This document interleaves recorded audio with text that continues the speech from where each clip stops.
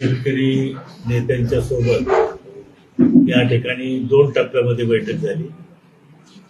पहिल्या टप्प्यामध्ये त्याला अजून काहीतरी वेळ पाहिजे होता एकमत करण्यासाठी, त्याने तो घेतला, आम्हाला बोलवलं आणि आता या आंदोलनावर आम्ही कारखान्याने अशी भूमिका घेतलेली आहे की 2775 रुपयाचा पहिला हप्ता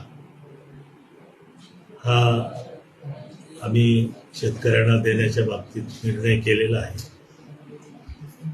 छत्रपतीच्या बाबतीत 2750 रुपये असाही निर्णय झालेला आहे.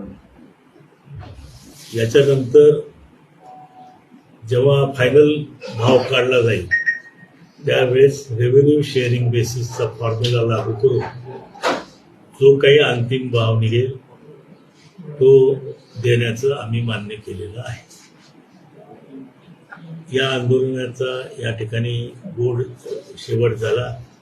त्याबद्दल सर्व शेतकरी नेत्यांचं मी मनापूर्वक आभार मानतो आणि इथून पुढच्या काळातही आंदोलन न करता सामंजस्याने आपण सर्व प्रश्न मिटवूया अशी विनंती करतो. धन्यवाद.